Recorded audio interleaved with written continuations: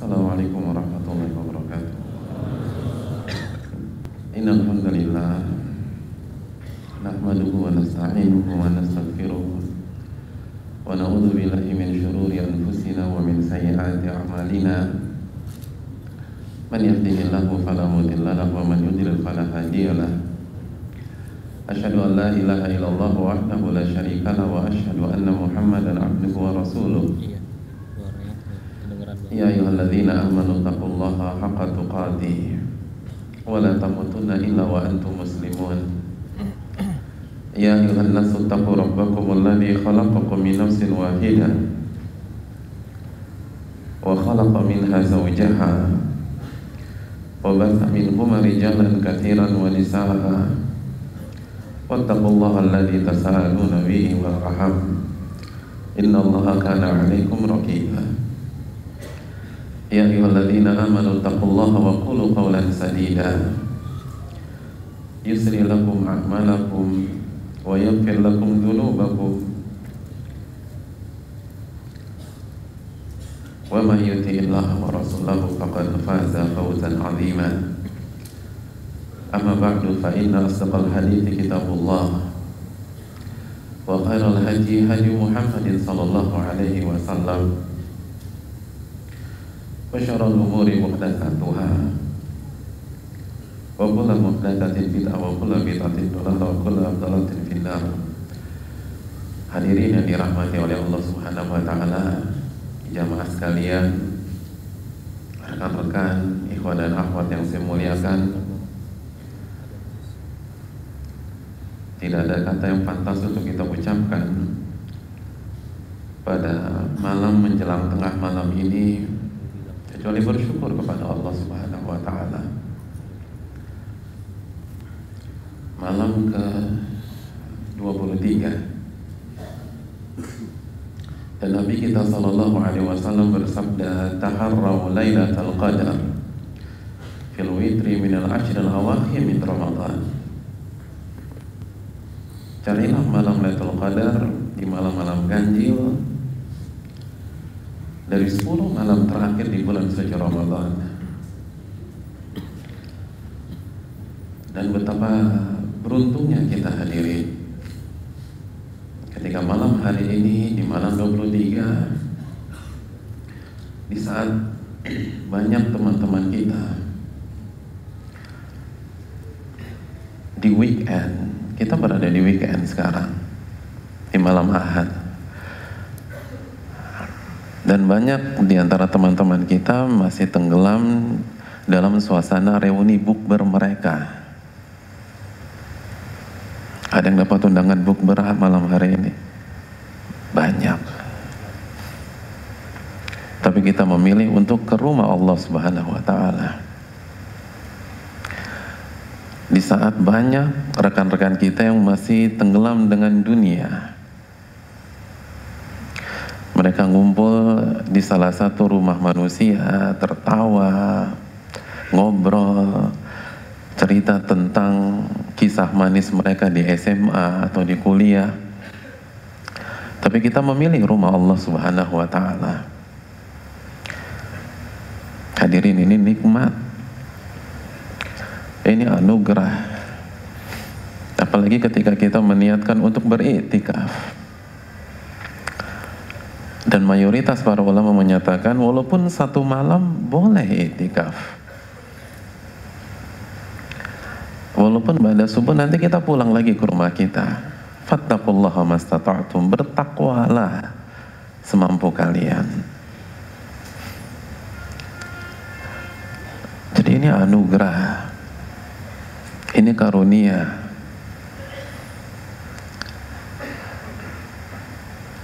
Dan terus terang bagi saya ini luar biasa.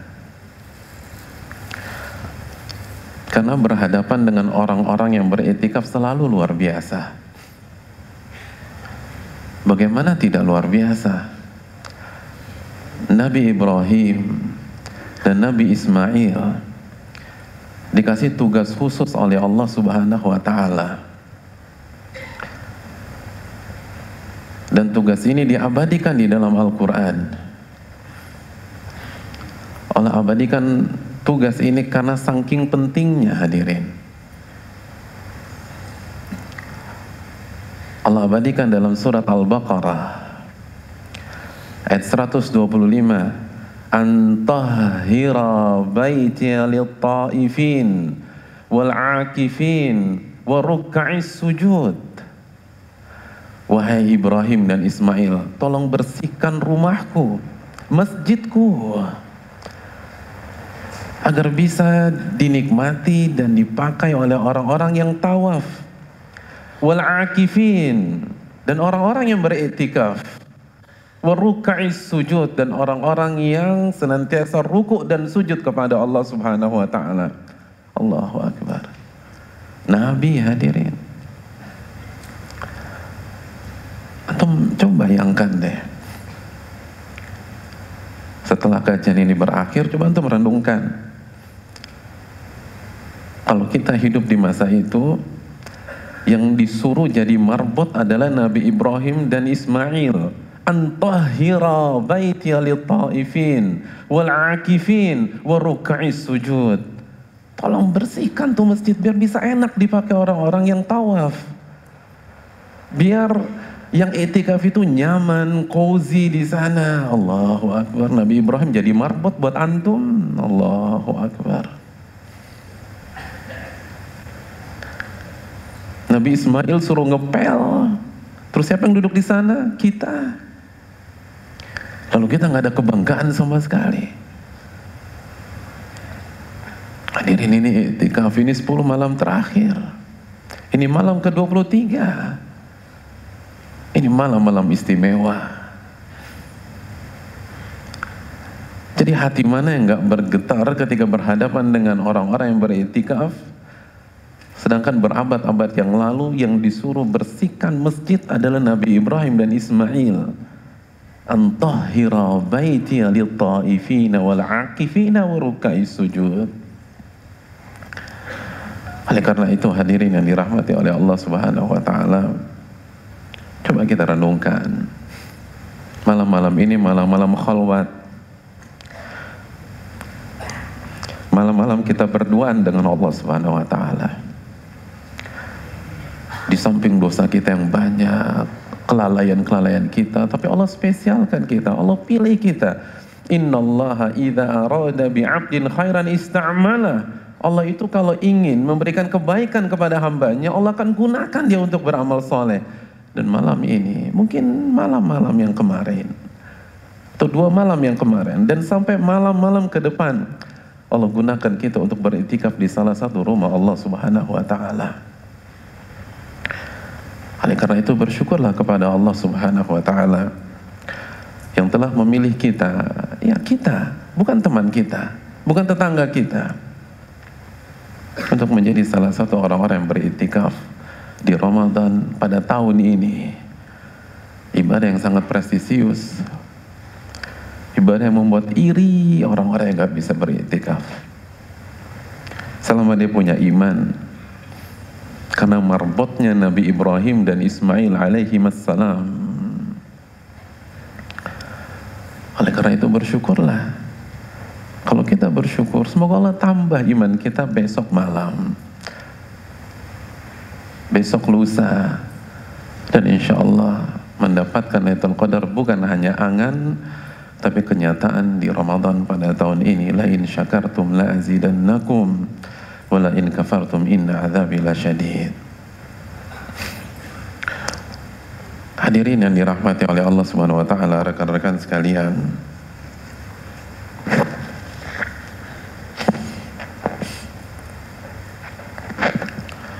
pada kesempatan kali ini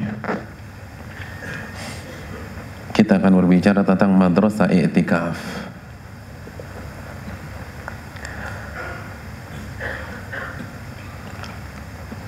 Tema yang kronologinya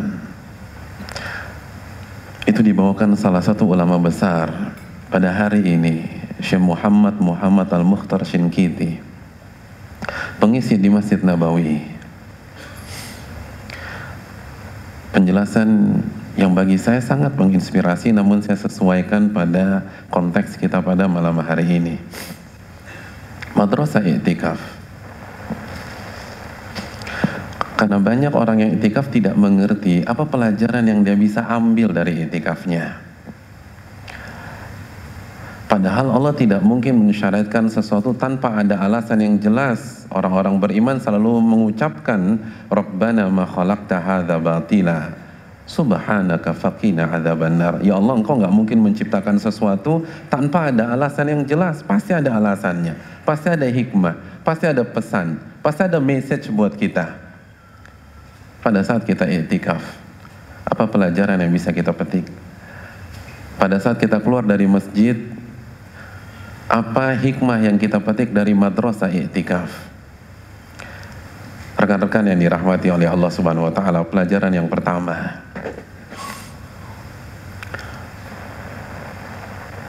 i'tikaf memberikan pelajaran kepada kita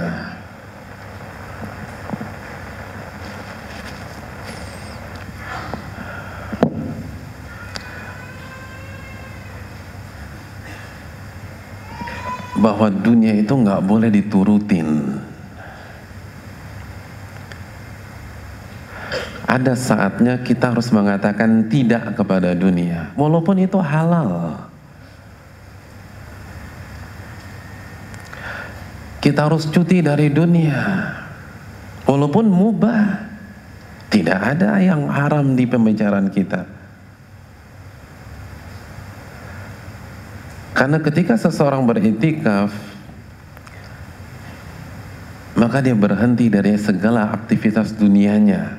Nabi kita SAW kalau iktikaf, beliau punya tenda, beliau punya bilik, dan beliau tidak akan keluar kecuali sholat 5 waktu atau hajat. Selebihnya berkhalwat kepada Allah Subhanahu wa taala.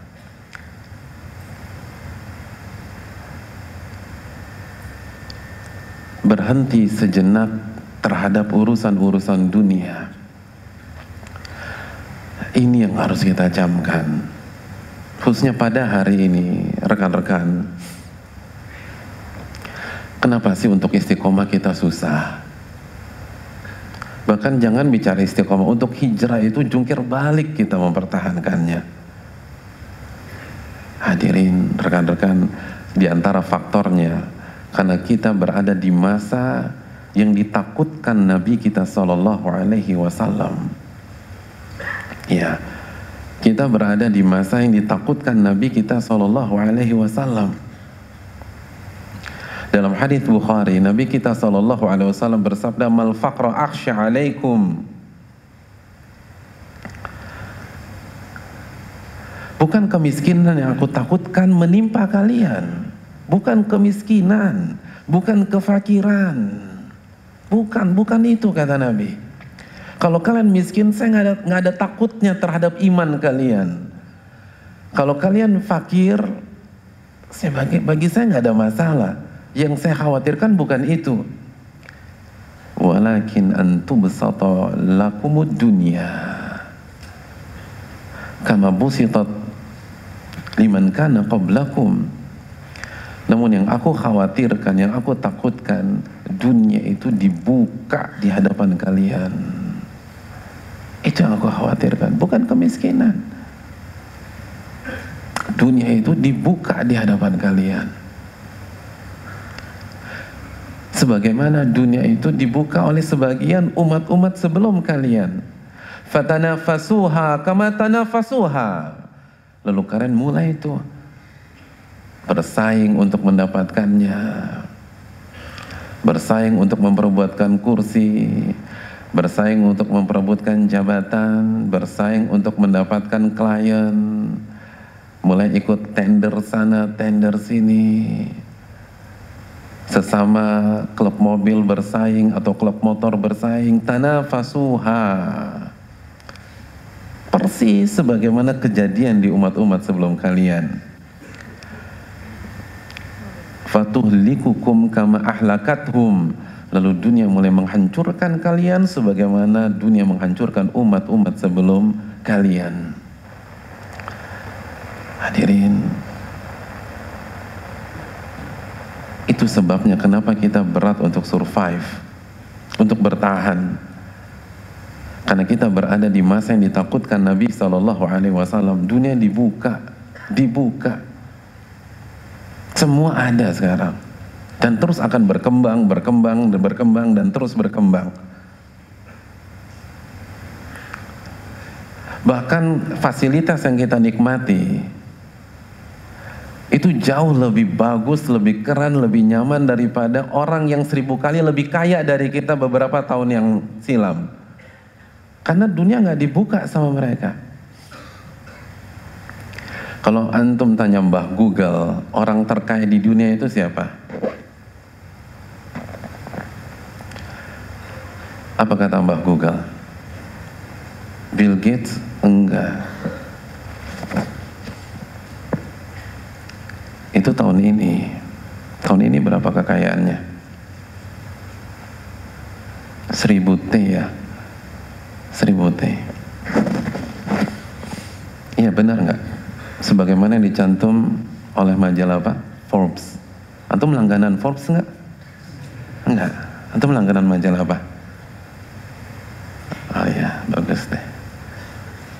Kita mah Al-Furqan, Al-Quran, As-Sunnah ya.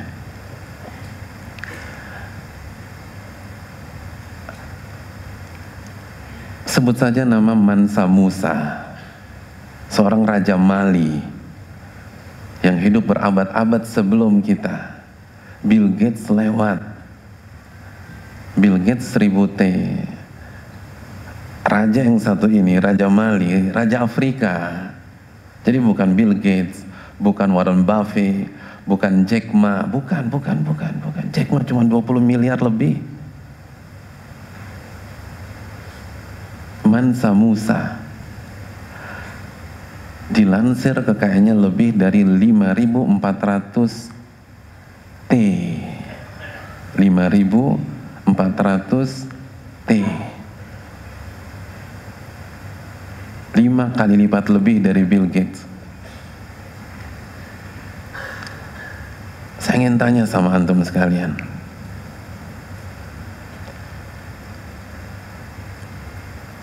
kira-kira dia pernah naik Innova apa enggak? Pernah ngerasain Innova? Pernah. Vios. Antum naik taksi apa? Naik apa? Vios. Dia pernah naik Vios? Nggak pernah. Avanza aja nggak pernah. Ya Allah. Antum tiap hari naik Avanza. Ini antum punya berapa T di rumah? 5.000 T. 5.000 T.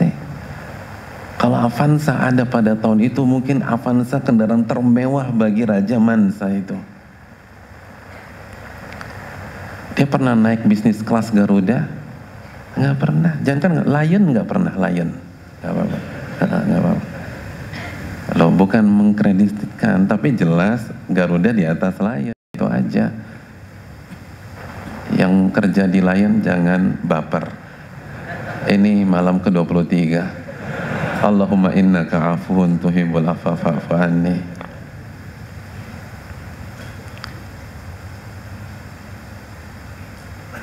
Kita ngomel naik tuh maskapai, subhanallah. Dia nggak pernah.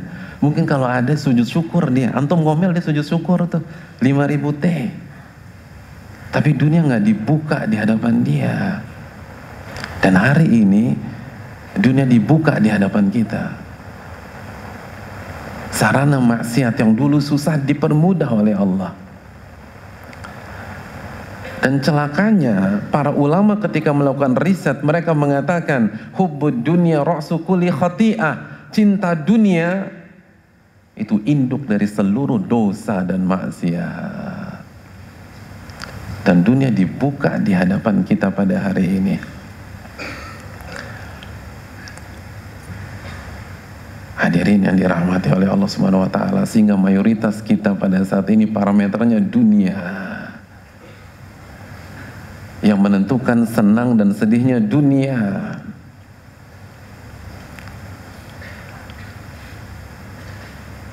Yang menentukan status orang adalah hartanya, jabatannya. La haula wala quwata illa billah.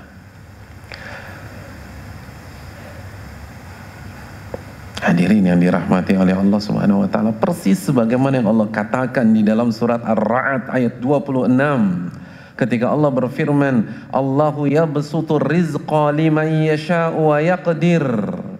Dan Allah yang memberikan keluasan rizki kepada sebagian orang dan menahan untuk sebagian yang lain. Wa farihu bil hayati dunya, tapi mereka gembira karena dapatkan dunia. Mereka gembira karena mendapatkan dunia. Ini yang kita lihat pada hari ini. Senang orang.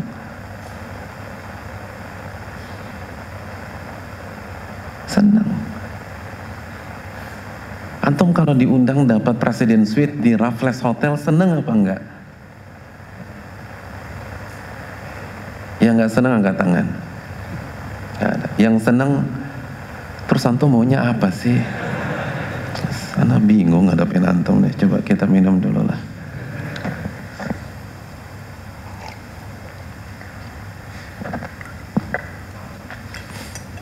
Siapa yang gak senang? Siapa yang gak senang naik Alphard pada hari ini? Siapa yang gak senang selfie sama Lamborghini? Selfie, bukan punya ya, selfie. Subhanallah. Tuh ngaku-ngaku pas mau jepret tuh mobil jalan, naudzubillah. Wa farihu bil hayati dunya, mereka tuh gembira kalau dapetin dunia, nggak dapet selfie sama dunia seneng. Allahu Akbar. Ini kan saat-saat yang kita alami pada hari ini. Tapi Allah coba jelaskan kepada kita, wa mal hayatud dunya fil akhirati illa mata'. Dan tidaklah kehidupan dunia dibanding akhirat kecuali kecil. 50.000 tahun, antum bayangkan nanti kita semua dibangkitkan uratan, khufatan, gurlan, buhma, dalam kondisi telanjang bulat, tanpa dikhitan, tidak pakai alas kaki, tidak bawa bekal sama sekali. Lalu kita menghadapi hisab sama 50.000 tahun. Antum bagi aja 60 dibanding 50.000 tahun pada saat itu. Illa mata'. Gak ada apa-apanya. Dan malam-malam ini malam-malam yang sangat positif untuk kembali kepada akhirat, untuk tidak terfitnah dengan dunia. Malam-malam ini hamba-hamba Allah yang yakin kepada Allah itu sujud kepada Allah Subhanahu wa taala, rukuk kepada Allah Subhanahu wa taala. Pada saat ahli dunia gembira dengan dunianya, hamba-hamba Allah gembira ketika bisa i'tikaf, ketika bisa sholat bersama imam, ketika bisa mengangkat tangan dan berdoa kepada Allah Subhanahu wa taala, karena dia tahu wa mal hayatud dunya fil akhirati illa mata'. Hadirin yang dirahmati oleh Allah Subhanahu wa taala, bukan dunia yang kita cari. Jangan tertipu. Jangan tertipu. Allah wanti-wanti, mereka tuh gembiranya kalau dapat dunia. Dunia tuh biasa. Gak ada artinya. Dan kalau kita ngelihat orang dapat dunia, jangan kagum.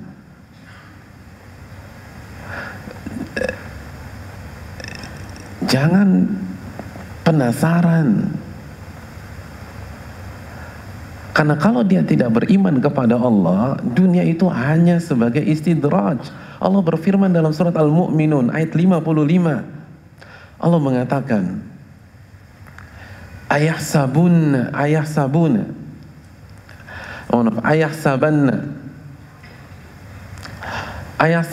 annama numidduhum bihi mim mali wa banin. Apakah mereka berpikir ketika kami kasih mereka harta, ketika kami kasih mereka anak-anak, ketika kami kasih mereka popularitas, ketika kami berikan mereka followers, ketika kami berikan mereka penggemar dan lain sebagainya, nusari lahum fil khairat, kami kasih kebaikan buat mereka? Bal la yash'urun. Mereka nggak sadar. Itu bukan kebaikan, kata Allah. Itu istidraj. Itu istidraj. Innallaha yu'ti dunya liman yuhibbuhu wa liman la yuhibbu, kama qala. Karena Allah Subhanahu wa taala memberikan dunia kepada orang yang Allah sukai dan orang yang Allah tidak sukai. Ketika dia kafir kepada Allah, ketika dia nggak punya waktu untuk sujud kepada Allah, ketika dia bergemilang dosa, lalu dia diberikan harta, diberikan harta, diberikan harta, Bal la yash'urun. Itu bukan untuk mengapresiasi mereka, itu bukan untuk memberikan reward kepada mereka, itu bukan karena Allah sayang kepada mereka. Kan antum baca surat Al-Fajr, kalla innal insan idza mabtalahu rabbuhu fa akramahu wa na'amahu fayaqulu rabbi akraman. Adapun manusia, ketika dia mendapatkan fasilitas dunia, ketika Allah uji dengan popularitas, dengan status sosial, dia langsung segera menyimpulkan Rabbi akraman, Robku ini baru memuliakan aku. Saya ini kaya, sukses, punya banyak followers karena saya taat sama Allah. Ini bukti Allah suka sama saya. Fa'amma idza mabtalahu faqadara alaihi rizqahu fayaqulu rabbi ahanan. Dan sebaliknya, manusia tuh cepat buat kesimpulan. Kalau Allah uji dengan kemiskinan, nggak punya followers, nggak punya teman, status sosialnya hancur, dia katakan Allah sedang menghinakan aku. Apa kata Allah di ayat berikutnya? Kalla, bukan begitu pola pikirnya. Bukan begitu. Nggak ada artinya. Bukan begitu.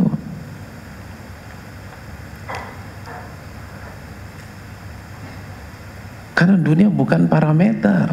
Dunia itu seperti atau lebih hina dari bangkai kambing yang cacat. Ketika kita dapat bangkai kambing yang cacat, itu artinya orang itu suka sama kita? Kan enggak. Kan Nabi yang bilang dunia itu seperti bangkai kambing yang cacat. Nabi tanya, ada yang mau beli nggak di 1 dirham? Nggak ada yang mau. 60.000 nggak ada yang mau. Itu dunia. Kata Nabi SAW, dunia lebih hina di sisi Allah dibanding kambing ini di mata kalian. Tapi orang kan senang sekarang. Oh ini nikmat. Enggak.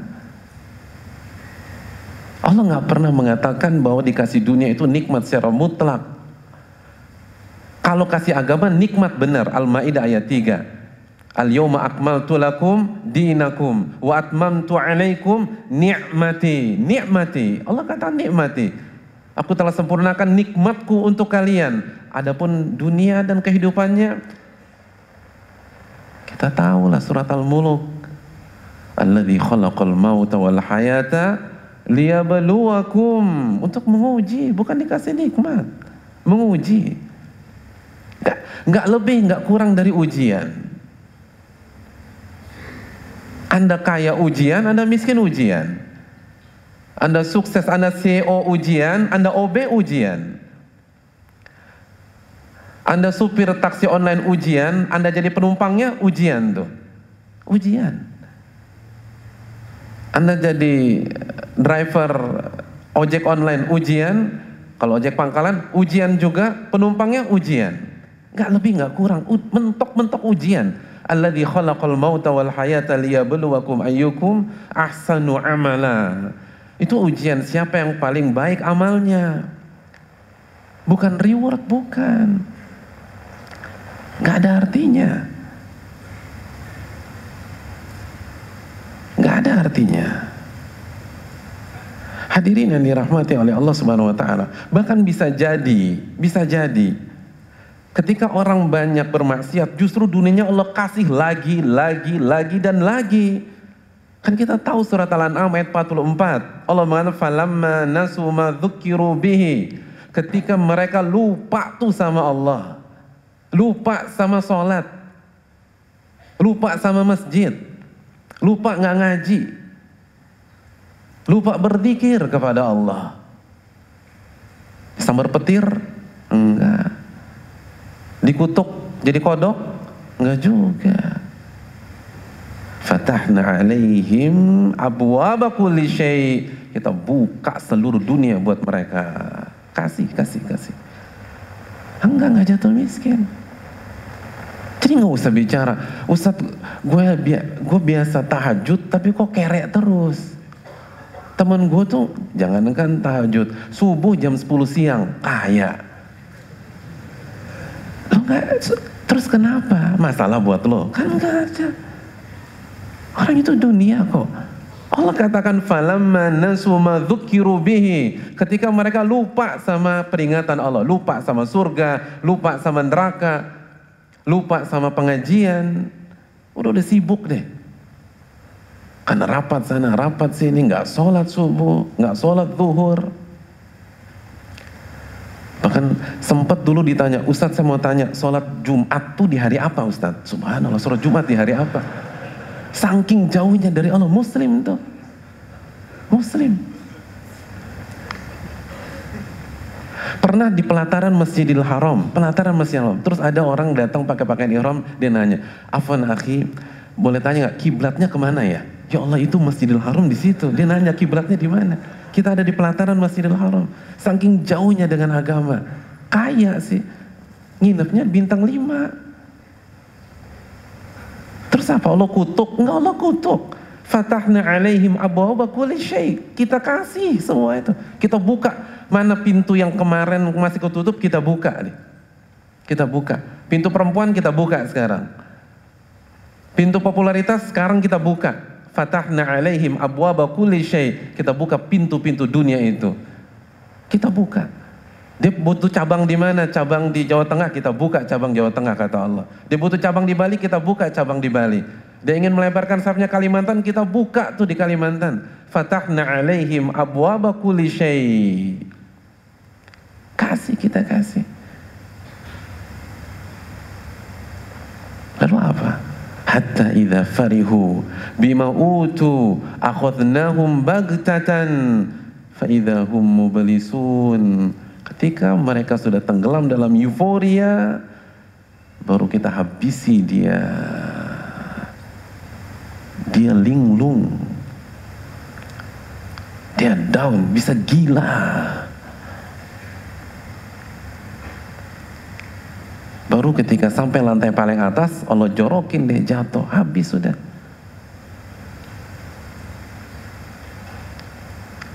Makanya kan kita nggak boleh kagum. Kita nggak boleh kagum ketika ada orang maksiat punya dunia, itu nggak boleh, haram kagum, haram, haram, bukan nggak boleh, haram.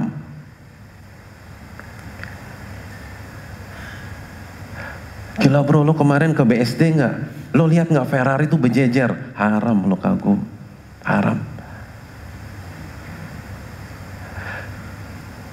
Cin Mbak Fulan tuh pakai Birkin, ih lu keren banget lo, haram, haram.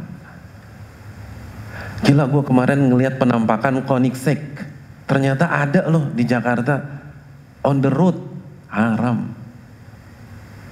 Antum punya kan Koenigsegg di garasi antum?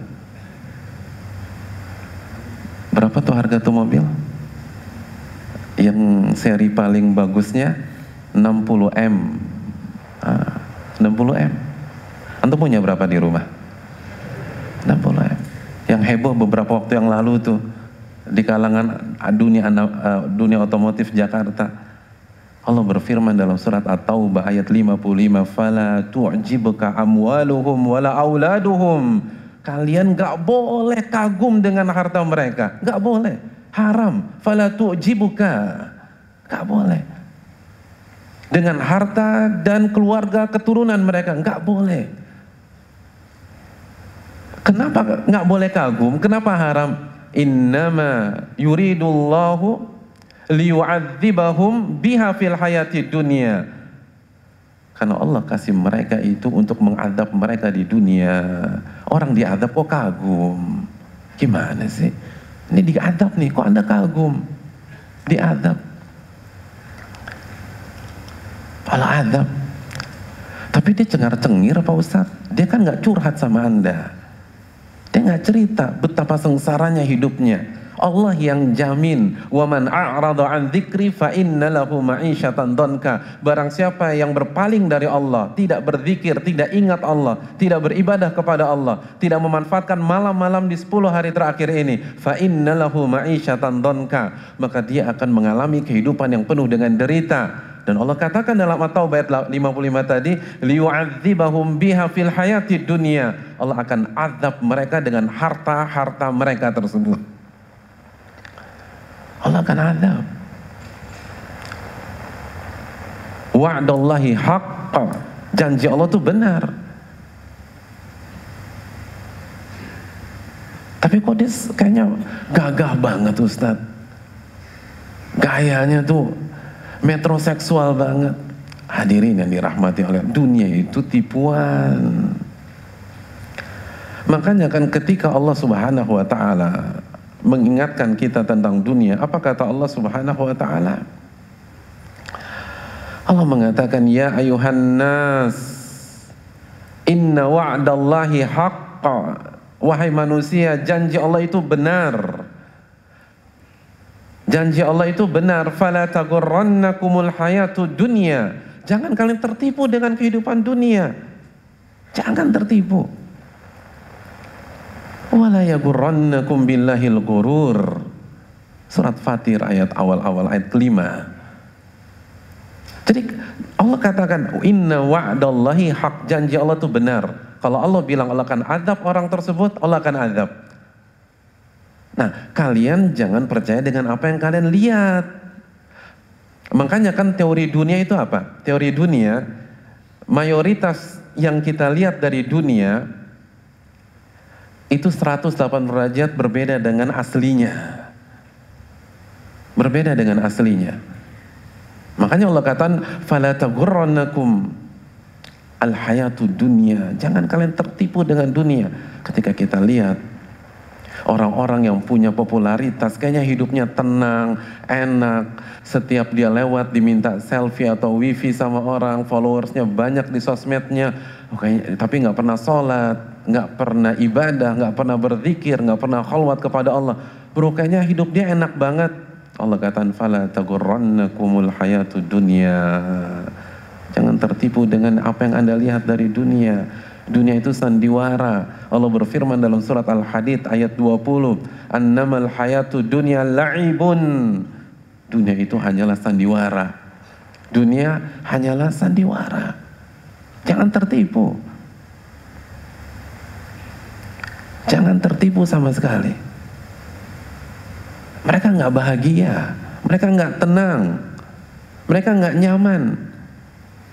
Harta itu, dunia itu Allah kasih untuk diazab. Makanya kan Allah mengatakan bala yash'urun, mereka nggak sadar. Semua penyebab kesialan dalam hidup mereka itu tadi, itu harta karena lupa sama Allah Subhanahu wa taala. Makanya Allah kan salah satu namanya apa? Al-Latif. Apa arti Al-Latif? Yang maha halus. Salah satu maknanya apa? Yang ketika mengadab orang, saking halusnya orang nggak sadar. Orang nggak sadar. Ya kita nggak usah bicara Allah lah ya. Falillahil mathlul a'la. Sniper. Kalau udah incar antum sadar nggak? Nggak sadar. Tuh manusia. Dia bisa nangkring di atas puun 2 hari 2 malam atau 3 hari 3 malam.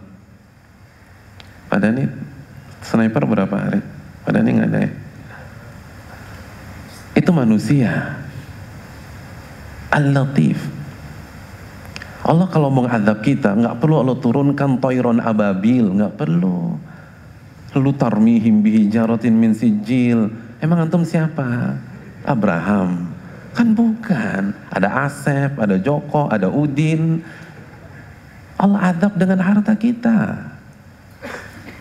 Diadab. Ini harus jadi bekal kita. Ayat-ayat ini harus kita catat. Karena di dalam masjid ngangguk-ngangguk, begitu ketemu komunisnya lupa lagi.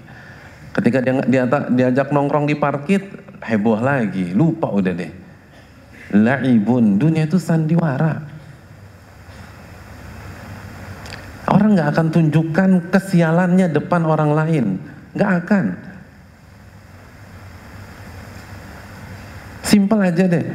Sebelum antum datang ke sini, antum kelas sama istri, berantem besar. Datang, habis berantem belum selesai karena keburu komat, masuk ke masjid, ketemu teman. Terus ketemu teman ditanya, ahlan bro, gimana kabarnya? Baik, baik. Gimana sama istri? Baik, baik kan? Antum bilang ada masalah? Enggak, antum bilang baik. Nah, sebagaimana kita akan menutupi aib kita, tuh orang juga akan nutupin aibnya. Karena inti dunia apa kata Allah? Ini bukan teori, investigasi, ini ayat. tentang dunia. Al-Hadid 20 Allah mengatakan annamal hayatu dunya la'ibun wa lahun wa zinatun wa tafakhurun bainakum wa takathurun fil amwali wal aulad. Dunia itu tafakhur. Dunia itu adalah tempat ajang berbangga-bangga di antara kalian. Artinya nggak mungkin orang memperlihatkan lukanya tuh enggak. Ya orang punggungnya banyak panu berani berenang nggak di tempat umum? Nggak berani, itu panu padahal nggak ada masalah, nggak masuk neraka panuan, itu nggak berani berenang. Di gym tuh pakai baju tertutup, panu. Coba kalau six pack, dikasih lihat. Tapi kalau one pack, enggak, subhanallah.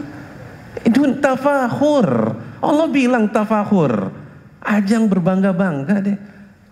Yang kelebihannya di perut dikasih lihat perutnya, yang punya kelebihan di pinggul kasih lihat pinggungnya. Ini dunia udah. Dan sadaqallah, Allah benar lagi.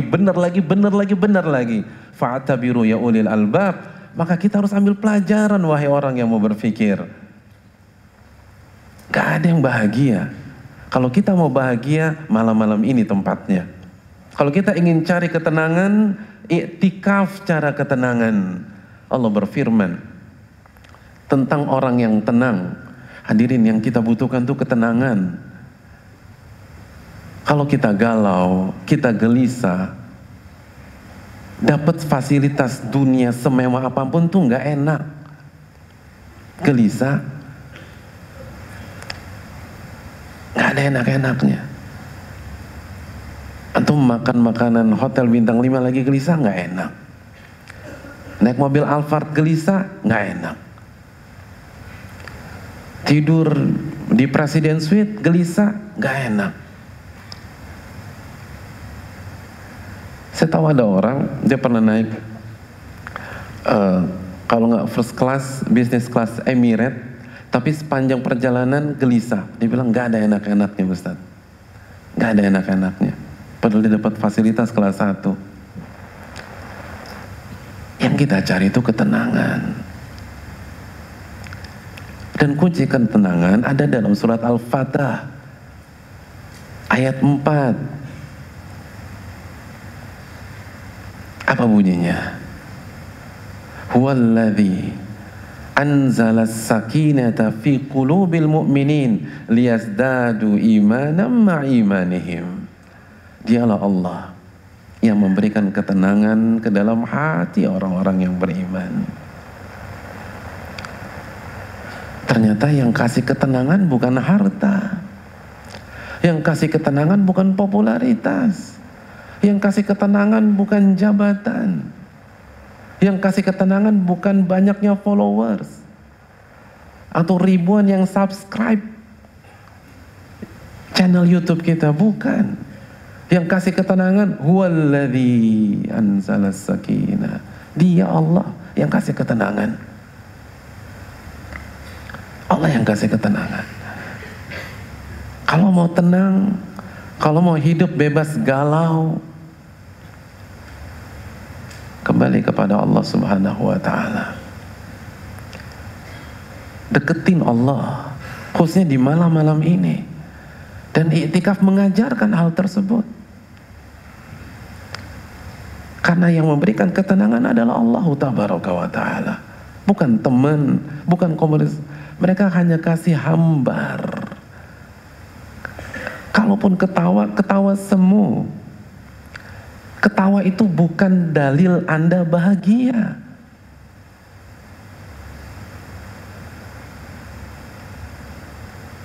Ustaz, teman gaul gue kok happy aja deh ketawa. Enggak, ketawa bukan dalil kita bahagia.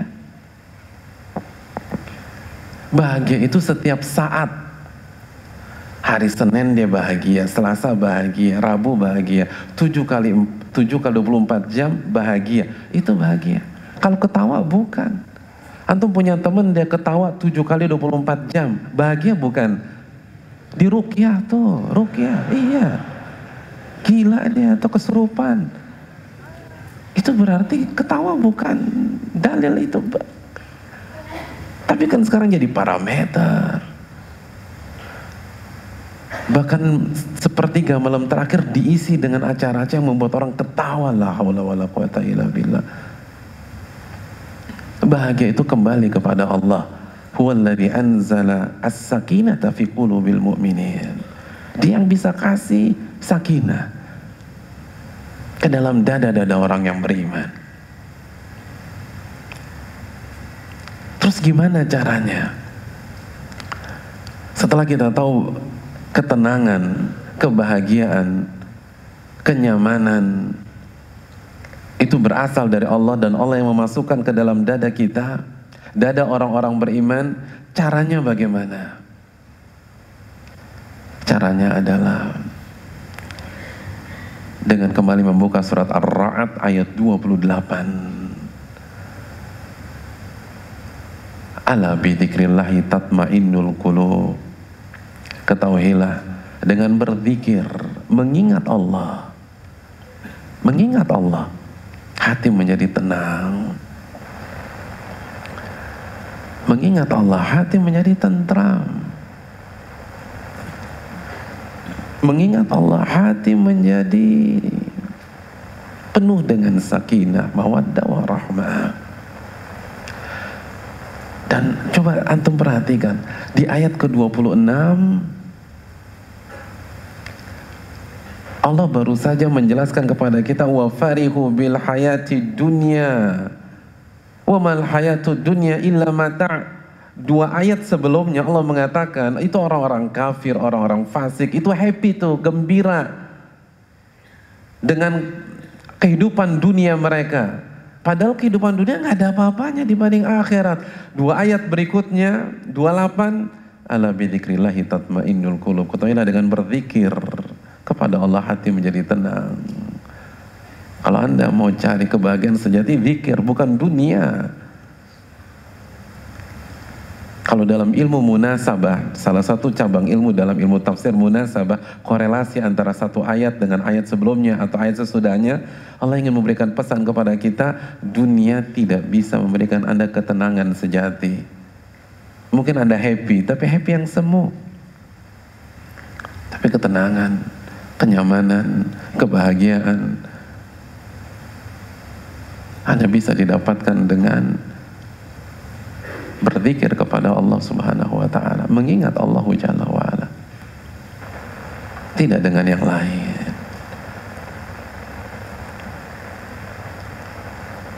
Makanya hadirin,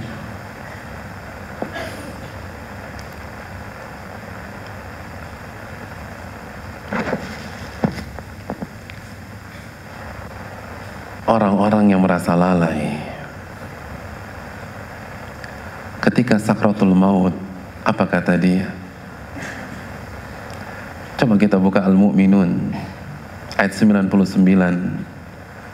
ayat 100. Allah mengatakan hatta idza jaa ahadahumul maut qala rabbirji'un. Dan ketika datang kematian kepada mereka, kepada orang-orang kafir, kepada orang-orang fasik, kepada orang-orang yang gak sholat, kepada orang-orang yang gak berpuasa Ramadan,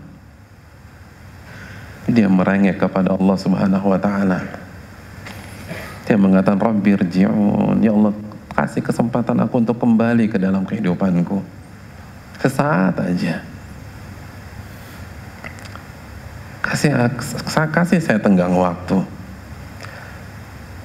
kasih saya overtime. Untuk apa teman-teman sekalian? La'alli a'malu salihan fima taraktu,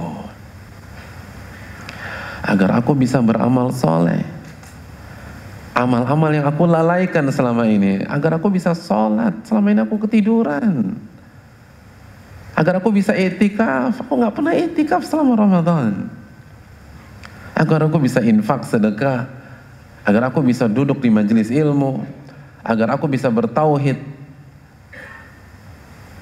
Hadirin yang dirahmati Allah, ini yang diminta. Tidak ada satupun orang, tidak ada satupun orang ketika sakratul maut, baik tercatat dalam Al-Quran maupun fakta, antum cek sendiri. Yang begitu sakratul maut dia minta dunia, nggak ada. Nggak ada. Antum coba deh sekali-sekali ketika ada orang sakratul maut, antum deketin dia. Apa yang dia minta? Teman antum misalnya OB, dia lagi sakratul maut, lagi ihtidar, lagi tanya dia mau apa? Apakah dia bilang saya mau jadi CEO? Kasih kesempatan sekali lagi, saya mau belajar benar-benar biar S2. Coba tanya teman kita yang putus sekolah, yang belajarnya nggak sungguh-sungguh waktu di SMA atau kuliah, tanya, Pak, kalau qadarullah antum bertepatan pas dia sedang sakratul maut, antum deketin, apa keinginannya? Kalau dia bisa balik lagi ke dunia, dia mau selesaikan S1-nya, nggak ada S1, nggak ada S2, nggak ada S3, nggak ada CEO, nggak ada komisaris. La'alli a'malu salihan fima tarakt. Itu semua yang diinginkan. Kasih kesempatan sekali lagi, sehingga aku bisa wudhu, sehingga aku bisa sholat, sehingga sholat subuhku tuh nggak ketinggalan, sehingga aku bisa puasa Ramadan. Itu yang diminta. Nggak ada yang minta dunia, nggak ada yang minta harta. Nggak ada yang mengatakan saya akan belajar benar-benar di UMPTN atau STMBM atau apalah namanya biar saya lulus PTN. Nggak ada cita-cita itu. Coba antum cek deh. Ini bukan hanya sugesti, ini bisa dicek. Antum lihat teman antum, mungkin yang sakau lah, yang OD lah, yang udah detik-detik terakhir, tanya dia mau apa ketika kalau dia dikasih kesempatan hidup. Nggak ada yang mau dunia, nggak ada. Makanya ketika Abdul Malik bin Marwan, ini dijelaskan di dalam kitab Al-Mujalasah, Abdul Malik bin Marwan salah satu khalifah Abdul Malik bin Marwan, ketika dia menjelang meninggal dunia, dia mencela nafsunya, celaka engkau nafsu, celaka engkau nafsu. Lalu dia mengungkapkan harapan dan angannya. Dia katakan, aku berharap Allah kasih kesempatan aku hidup lagi, fa'aksibu yauman biyaumin ma yaqutuhu atau ma yaqutuni, sehingga aku hanya mencari nafkah secukupnya. Yang penting menyukupi kebutuhan hidupku, istriku, lalu berikutnya aku hanya mau habiskan untuk beribadah kepada Allah Subhanahu wa taala. Itu khalifah. Aku nggak macam-macam, aku nggak mau pengembangan inilah, pengembangan ini. Aku hanya mau kerja untuk mendapatkan nafkah untuk istri saya, untuk diri saya, keluarga saya, seperlunya aja, yakutuni, seperlunya. Setelah itu saya ingin habiskan sisa waktu untuk beribadah kepada Allah Subhanahu wa taala. Itu khalifah yang punya semuanya, nyesel. Lalu apa kata Abu Hazim? Abu Hazim seorang ulama. Begitu beliau mendengar khalifah nyesal di akhir hayatnya, Abu Hazim yang ulama, yang rajin ibadah, yang sering taqarrub kepada Allah, dia mengatakan, alhamdulillahilladzi yaj'aluhum yatamannawna 'indal mauti ma nahnu fi wa yaj'aluna la natamanna 'indal maut ma hum fi. Alhamdulillah, segala puji bagi Allah yang membuat para penguasa dan orang-orang kaya itu ketika mati berangan-angan mengerjakan apa yang kami kerjakan selama ini, beribadah, ngafalin Quran, berzikir kepada Allah, i'tikaf, dan segala puji bagi Allah yang tidak membuat kami ketika akan mati berangan-angan memiliki apa yang mereka punya. Allahu Akbar. Bisa dipahami hadirin? Segala puji bagi Allah yang menjadikan para penguasa, para pejabat, para orang-orang kaya ketika akan mati, kita nggak usah bicara sekarang, semua akan menampakkan taringnya ketika dia sehat, pas mau mati. Segala puji bagi Allah yang menjadikan mereka ketika mau mati berangan-angan mengerjakan apa yang kita kerjakan. Dan tidak sebaliknya. Segala puji bagi Allah yang membuat kita tidak tertarik dan tidak berangan-angan untuk mengerjakan apa yang mereka kerjakan ketika mau mati. La'alli a'malu shalihan fima tarak. Gak ada yang cari dunia. Hadirin. Tapi sudah terlambat. Kalau ketika sartul maut pun Fir'aun juga taubat. Dan Allah hanya jawab al-an. Baru sekarang Fir'aun. Dulu kemana aja?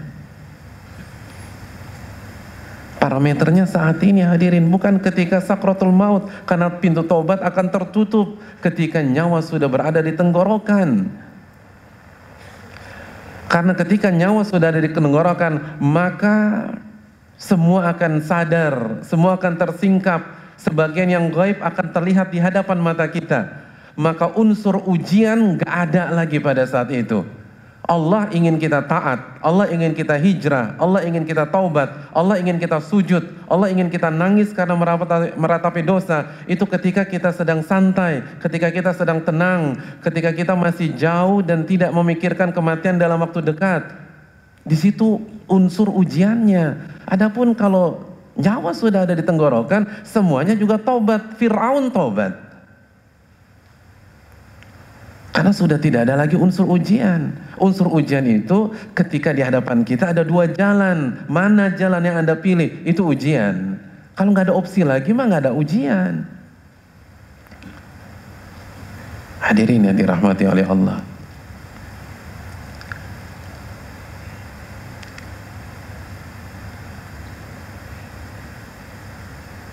Semua orang-orang yang sekarat mendambakan aktivitas yang kita kerjakan pada detik ini. Tidak banggakah kita? Semua orang-orang yang sedang mengalami sakratul maut berharap hijrah seperti antum hijrah. Semua, ayatnya jelas, semua. Hatta idza jaa ahadakumul maut qala rabbirji'un. Kembalikan aku, kasih aku second chance. Tapi apa kata Allah? Kalla innaha kalimatun huwa qailuha. Itu basa-basi doang. Anda sudah kami kasih hidup 50 tahun, 60 tahun itu gak cukup? Gak ada kesempatan kedua. Tapi kita punya kesempatan hadirin. Malam-malam ini taqarrub kepada Allah Subhanahu wa ta'ala. Malam-malam ini momentum untuk merubah mindset kita terhadap dunia. Orang beriman ketika berbicara dunia, parameternya adalah Al-Qasas ayat 77. Wabtagi fima ataqallahu daral akhirah wa la tansa nasibaka minad dunya. Pernah dengar ayat ini? Wabtagi, dan carilah apa yang Allah janjikan dari kehidupan akhirat. Dan jangan lupakan bagianmu dari dunia. Itu orang-orang beriman.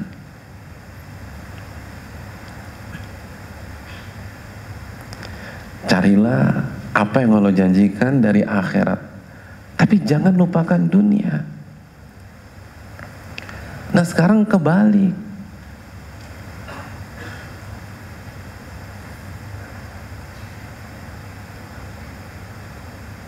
Dan dijadikan parameter orang soleh pada hari ini. Bisa dipahami tidak ayatnya? Sekarang saya tanya, mayoritas orang tua di Jakarta ketika anaknya minta izin main futsal, anaknya keluar dari jam 5, balik lagi jam 8 malam. Ketika anaknya pamitan, orang tuanya apa? Mau kemana? Kamu mau kemana bang? Aku mau main futsal dulu mah. Terus apa wajengannya? Jangan pulang malam. Terus jangan lupa sholat maghrib ya. Oh beres mah. Insya Allah aku nggak lupa. Cocok nggak dengan ayat ini? Allah bilang orang-orang beriman tuh jangan lupa dunia. Sekarang level kita baru jangan lupa akhirat. Jangan lupa akhirat ya. Harusnya nih, kalau kita ingin berada di level ini, kita buka kamar anak kita, lalu dia lagi baca Quran. 1 jam kita tutup, 1 jam lagi kita buka kamarnya, lagi sujud. Lalu kita buka lagi kamarnya, 1 jam lagi, dia lagi tafakkur. Baru kita praktekkan, wala tansa nasibaka minad dunya. Kamu kok baca Quran terus sih nak? Sekali-sekali main futsal kek? Jangan lupa loh, dunia itu pun juga punya hak. Loh, begitu nggak ayatnya? Iya kan? Wala tansa nasibaka minad dunya. Jangan lupa bagian Anda dari dunia. Dunia juga penting. Jadi orang beriman tuh keasikan beribadah, keasikan bertakarrub, keasikan berkholat kepada Allah. Saking asiknya lupa. Antum yang maniak bola, kalau udah final Liga Champion, makan lupa nggak? Lupa. Jangankan makan, tahajud lupa, gimana makan lagi? Wala tansa nasibaka minan dunya. Jangan lupa terhadap kehidupan dunia. Makanya sekali lagi, coba kita lihat 10 hari ini.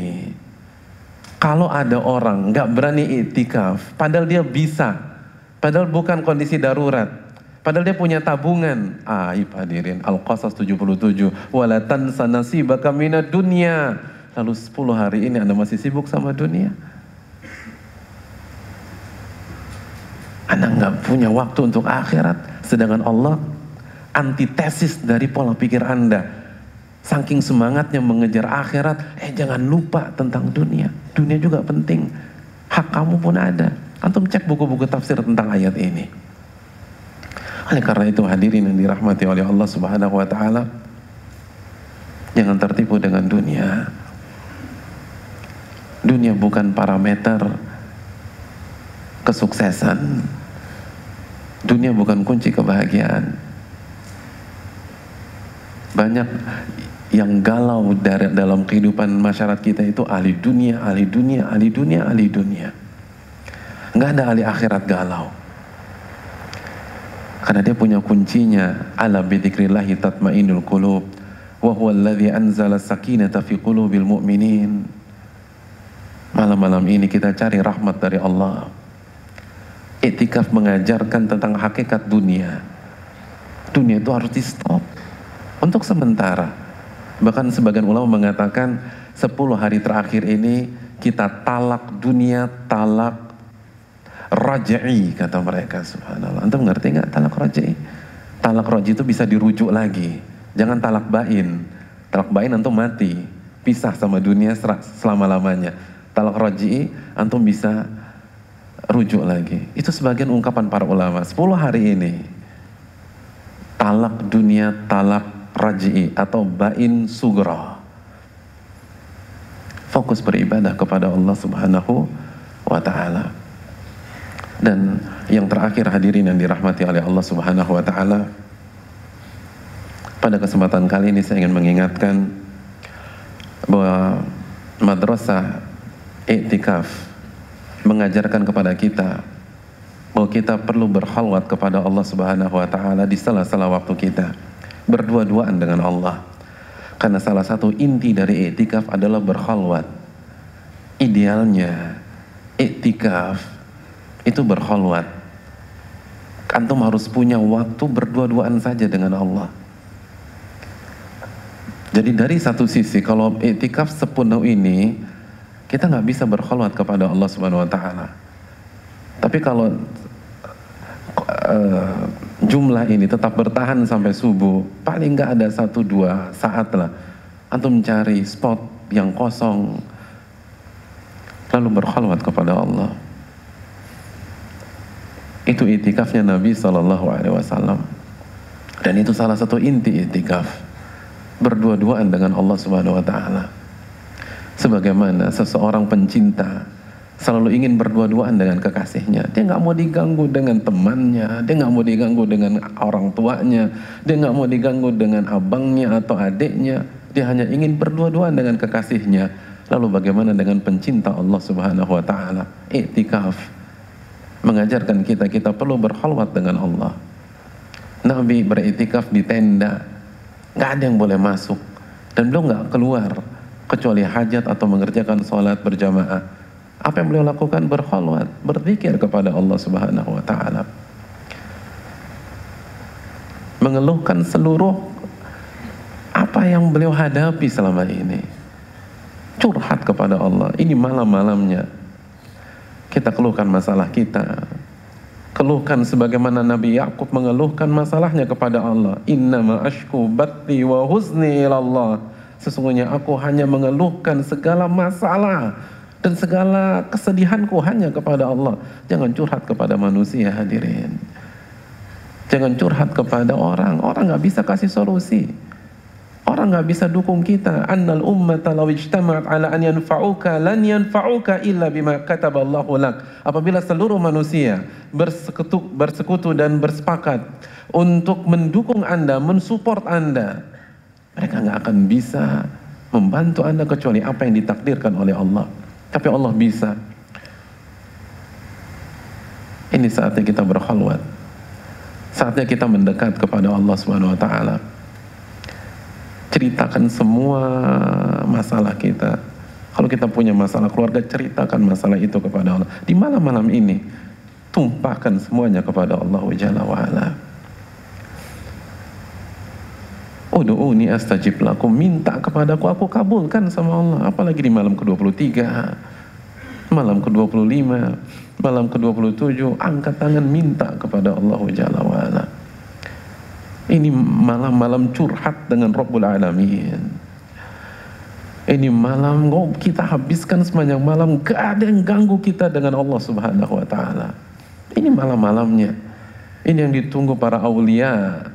Ini yang ditunggu para salihin. Imam Syafi'i mengatakan, idza ahabba an yaftahallahu al-qalba, barang siapa yang ingin hatinya dibuka oleh Allah dan diberikan ilmu oleh Allah, alaihi bil khalwah, dia harus punya waktu berkhalwat dengan Allah Subhanahu wa Ta'ala. Minta kepada Allah, doa kepada Allah. Ingatlah ucapan para ulama, man minna yas'alallah qabla an yas'alana. Siapa di antara kita ketika ada masalah, yang pertama kali dia hubungi Allah sebelum manusia? Ini malam-malamnya hubungi Allah. Ada masalah dengan istri atau istri punya masalah dengan suami, curhat kepada Allah. Punya masalah dengan orang tua, curhat kepada Allah. Punya masalah dengan anak, minta solusinya kepada Allah. Punya masalah dengan mertua, sampaikan hajat kita kepada Allah. Yang lagi cari pekerjaan, yang jobless, yang harus menafkahi, yang harus bayar uang gedung sekolah anaknya, angkat tangan minta kepada Allah Subhanahu wa Ta'ala. Ini malam-malam penuh berkah, hadirin sekalian. Ini malam-malam yang utama. Malam-malam pembebasan dari siksa api neraka. Dan doa yang paling harus sering kita baca pada malam-malam hari ini adalah Allahumma innaka afuwun tuhibbul afwa fa'fu anni. Allahumma innaka afuwun, ya Allah engkau al-afu, yang maha menghapus dosa. Kata para ulama, arti al-afu adalah yang menghapuskan dosa dari akar-akarnya. Dari akar-akarnya, seakan-akan kita gak berdosa sama sekali.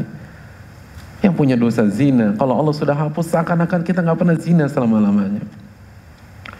Yang pernah mabuk dulu, yang pernah durhaka kepada orang tua, baca doa ini malam-malam hari ini dan renungkan dosa-dosa kita tersebut. Hadirkan dosa-dosa kita tepat di depan mata kita pada malam-malam hari ini. Lalu nangis kepada Allah. Allahumma innaka afuun. Al-afu artinya menghapuskan dosa dari akar-akarnya. Lalu menghapuskan dosa dari buku catatan malaikat. Ma yalfidhu min qawlin illa ladaihi raqibun atid, kata Allah. Tidaklah ada kalimat yang meluncur kecuali catat raqib dan atid. Al-afu menghapuskan dosa itu dari catatan raqib dan atid. Clear semuanya. Minta kepada Allah. Lalu makna al-afu ketiga, rekan-rekan sekalian. Dan Allah tidak akan menginterogasi kita pada hari kiamat nanti. Itu mana al-afu, gak akan interogasi. Kita punya dosa separah apapun. Ada di antara orang di Jakarta waktu SMA dikasih nama iblis, saking parahnya dia. Ada yang nama panggilannya Dajjal. Minta kepada Allah, Allah nggak akan interogasi dosa-dosa kita tersebut. Lalu yang keempat, apa makna al-afu? Al-afu, Allah akan hilangkan dosa itu dari memori kita pada hari kiamat. Allahu Akbar. Allah akan hilangkan dosa-dosa kita dari memori kita pada hari kiamat. Antum bayangin gak sih ketika antum berhadapan dengan orang tua antum, pada saat antum melakukan kesalahan, gimana groginya kita? Pada saat kita berhadapan dengan atasan kita dan yang ada di benak kita adalah kesalahan saya pada Mbak Bulan itu. Lalu bayangkan apabila itu terjadi pada hari kiamat, kita berhadapan dengan Malik Yaumiddin, kita berhadapan dengan Al-Jabbar, kita berhadapan dengan Syadidul Iqab. Lalu kita harus tersiksa dengan psikologi kita dan pikiran kita yang penuh dengan dosa-dosa kita selama 50.000 tahun antrian. Al-afu, rekan-rekan sekalian, itu menghapuskan dosa itu dari memori kita, sehingga kita nggak stres pada hari kiamat, sehingga kita nggak galau, sehingga kita nggak merasa bersalah, sehingga kita tenang, sehingga kita bisa ngantri dengan nyaman. Kenapa? Karena dosa-dosa yang seabrek-abrek itu dihapuskan oleh Allah dari memori kita. Lalu Allah ganti dosa itu dengan pahala. Itu makna pemungkasnya. Faulaika yubaddilullahu sayyiatihim hasanat. Allah ganti dosa itu dengan pahala. Artinya, apabila doa kita Allahumma innaka afuun tuhibbul afwa fa'fu anni pada malam hari ini diijabah sama Allah, dan tahun-tahun yang lalu kita punya dosa zina, maka dosa zina itu Allah ganti dengan pahala. Bukan hanya Allah hapus, Allah ganti dengan pahala. 2 tahun yang lalu kita punya dosa selingkuh itu Allah ganti dengan pahala. Beberapa tahun yang lalu kita punya dosa buka-bukaan aurat, Allah ganti dengan pahala. Allahumma innaka afuun tuhibbul afwa fa'fu anni. Ini Ramadan, ini malam-malam terbaik, minta ampunan dari Allah Subhanahu wa ta'ala. Dan pada saat kita minta ampunan, ingat dosa-dosa kita, hadirin. Kita pendosa. Tapi Allah nggak buka aja dosa-dosa kita di hadapan orang lain. Para ulama mengatakan, idza ta'ajjaban nasu bika, jika ada orang kagum dengan Anda, sebenarnya yang dia kagumi adalah kehebatan Allah dalam menutup aib-aib Anda, bukan Andanya. Andanya mah pendosa. Kalau Allah bongkar aib Anda, mereka muntah melihat Anda. Sebenarnya yang mereka kagumi itu kemampuan Allah dalam menutup aib kita. Seakan-akan kita soleh, seakan-akan kita soleha, seakan-akan kita pemuda hijrah, seakan-akan kita pemudi hijrah, seakan-akan kita ustadz yang dipanuti. Enggak, kita hanya pendosa. Maka minta kepada Allah, jangan sombong. Ini malam-malam hari ini, hadirin, orang yang paling suci saja Nabi SAW ini mengulang-ulang doa ini, Allahumma innaka afuun tuhibbul afwa fa'fu anni. Sosok yang sudah diamankan kekeliruan dan kekhilafannya oleh Allah, yang pasti masuk surga. Pintu surga nggak akan dibuka kecuali diketok olehnya. Yang kasih syafaat kubra itu membaca Allahumma innaka afuun tuhibbul afwa fa'fu anni. Lalu kita pada malam-malam langsung pakai shortcut, langsung baca bismika Allahumma amutu wa ahya, langsung tidur. Na'udzubillah, tsumma na'udzubillah. Yang terakhir, hadirin sekalian, kenapa kita disuruh baca doa ini, kata para ulama? Kenapa kita disuruh meminta ampunan di malam-malam ini? Kenapa ampunan yang kita panjatkan kepada Allah? Kenapa nggak mobil? Kenapa nggak harta? Kenapa nggak jabatan? Kenapa nggak tahta? Para ulama mengatakan yang pertama, kenapa ampunan? Karena dosa adalah sumber dari malapetaka di dunia dan di akhirat. Wa ma asabakum min musibatin fabima kasabat aydikum. Apapun yang menimpa kalian itu karena dosa-dosa kalian. Kalau dosa kita diampuni, seluruh masalah kita clear di dunia dan di akhirat. Seluruh masalah kita di dunia dan di akhirat clear. Seluruh masalah rumah tangga kita, seluruh masalah finance kita, seluruh masalah keluarga besar kita clear. Kalau semua kita diampuni oleh Allah. Karena Allah mengatakan wa ma asabakum min musibatin fabima kasabat aydikum. Apapun yang menimpa Anda itu dosa tuh, kata Allah. Yang membuat orang kena azab kubur apa? Dosa. Yang membuat orang tenggelam dengan keringatnya pada hari kiamat, dosa. Yang membuat orang dibakar di dalam api neraka, dosa.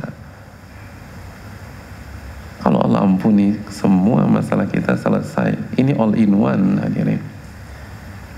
Yang kedua, kata para ulama, kenapa kita disuruh minta ampunan? Kenapa doa ini yang diajukan kepada kita? Karena agar kita sadar, sehebat apapun khataman kita pada malam-malam hari ini, sehebat apapun i'tikaf kita, sehebat apapun zikir kita, selama apapun sholat tarawih dan qiyamul lail kita, kita akan tersadar bahwa kita hanyalah seorang pendosa. Makanya kita minta Allahumma innaka afuun tuhibbul afwa fa'fu anni. Kalau kita nggak punya dosa, nggak mungkin kita minta ini. Dan itu penting. Maka orang yang keluar dari 10 malam terakhir dan lisannya selalu basah dengan Allahumma innaka afuun tuhibbul afwa fa'fu anni, dia nggak akan sombong, dia nggak akan congkak, dia nggak akan belagu, dia nggak akan merasa diri paling suci, dia nggak merasa pemilik satu-satunya pintu surga. Kenapa? Saya pendosa. Saya hanya pendosa. Saya bukan siapa-siapa. Saya beribadah jungkir balik begini agar Allah ampuni dosa-dosa saya. Adapun orang lain lebih baik daripada saya. Allahumma innaka afuun tuhibbul afwa fa'fu anni. Karena kalau kita tidak netralisir dengan doa ini, potensi ujub kita besar ketika kita keluar dari pintu masjid dari i'tikaf. Potensi ujub kita besar ketika kita berhasil menghatamkan lebih dari 1 kali khataman. Karena isi 10 malam terakhirnya adalah ibadah, ibadah, dan ibadah. Tapi orang yang baca Allahumma innaka afuun, lalu dihadirkan dosa-dosanya, dia nggak ada harapan untuk ujub. Dia nggak punya harapan untuk sombong. Karena yang dia pikirkan, dosa-dosa saya diampuni nggak sama Allah Subhanahu Wa Taala. Yang ketiga, hadirin sekalian, ketika dia merasa pendosa, maka dia akan butuh kepada Allah. Ya, butuh ampunan, butuh ampunan. Dia akan butuh, maka dia akan beribadah seperti orang yang butuh. Kalau kita butuh, bagaimana sikap kita? Kita akan jemput bola, kita akan aktif, kita akan datengin tuh rumah-rumah Allah.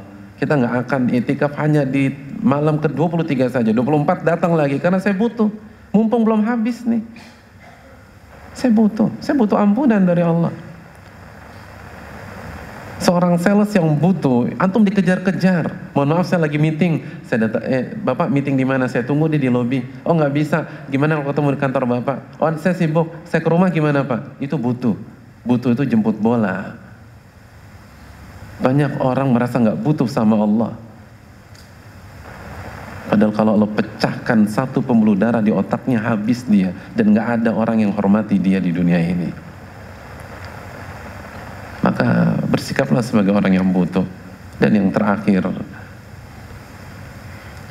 saat kita membaca Allahumma innaka afuun tuhibbul afwa, Engkau zat yang sangat suka dengan ampunan, maka 10 malam ini i'tikaf yang kita lakukan dan doa yang kita panjatkan akan membuat dada kita lapang untuk memaafkan dan mengampuni kesalahan saudara kita.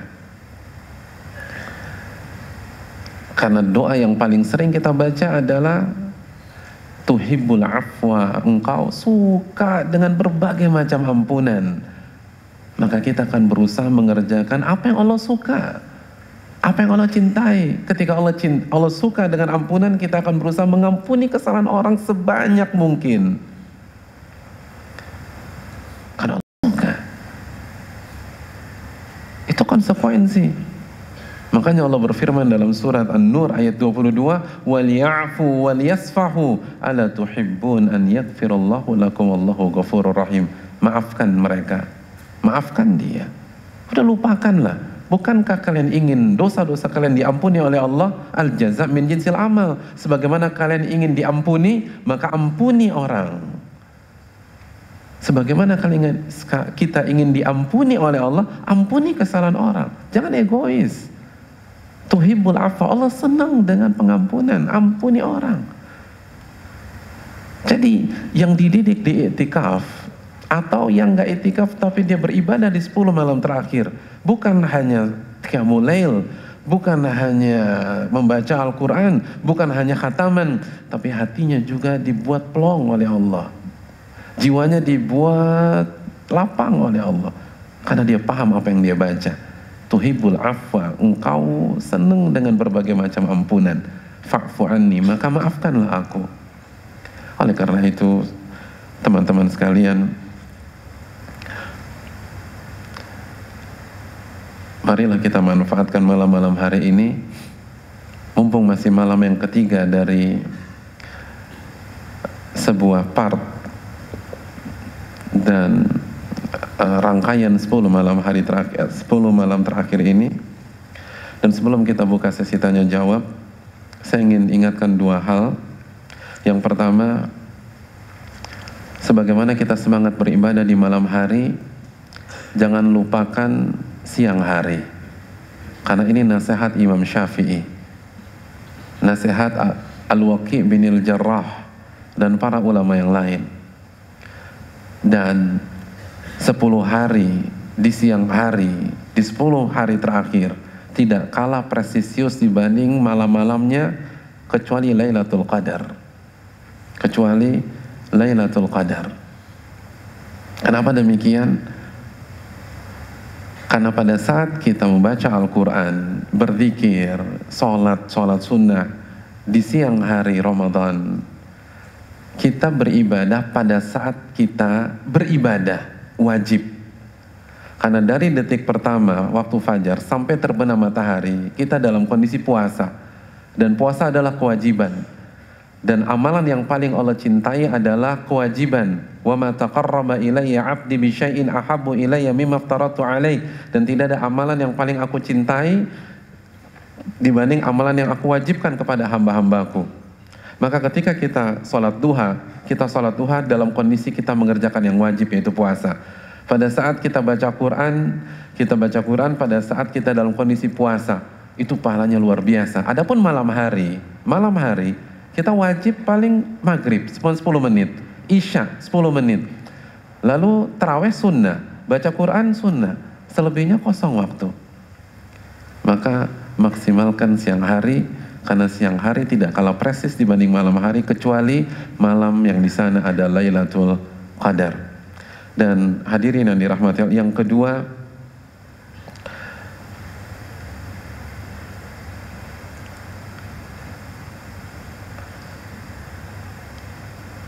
ini adalah malam-malam final, ini adalah lap terakhir,